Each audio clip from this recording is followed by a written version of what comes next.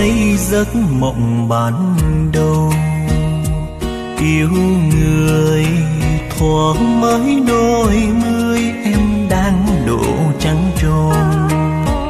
Từng ngày qua phố áo yêu trắng cả đường về. Lá thư ướp mộng học trò, môi tình xanh như khúc hát. Ai đã hẹn với thề để rồi lỡ mối duyên thơ xa đi chẳng xa từ. Ngày em thấy áo hoa pháo đỏ dịu nồng, có ai nát cả cõi lòng. Nhưng nhìn em bước bên chồng.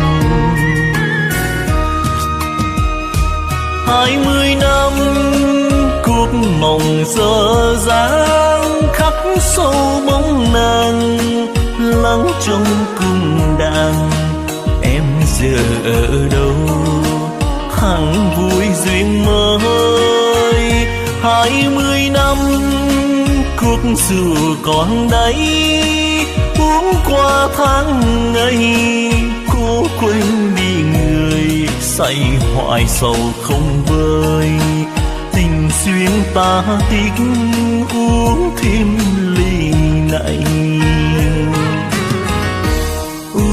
Giấc mộng lỡ làng những chiều lắng tiếng mưa rơi, đêm say chờ trắng tàn. Từng thu thấy lá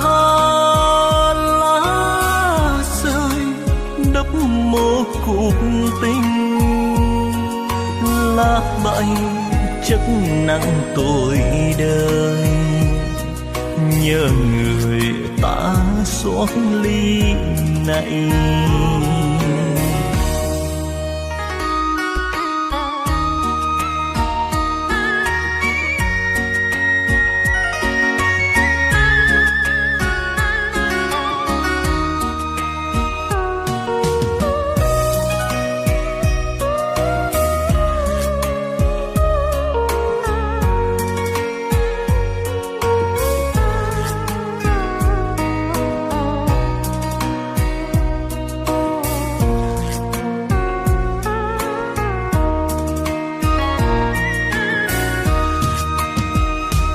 20 năm cuộc mộng dở dang, khắc sâu bóng nàng lắng trong cung đàn.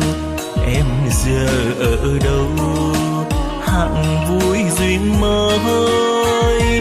20 năm cuộc dù còn đây, uống qua tháng ngày cố quên đi người, say hoài sầu không vơi.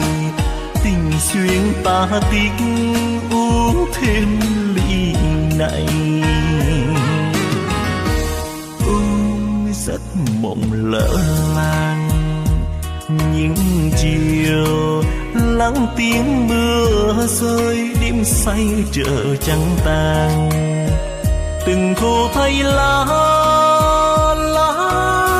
rơi đắp mộ cuộc tình.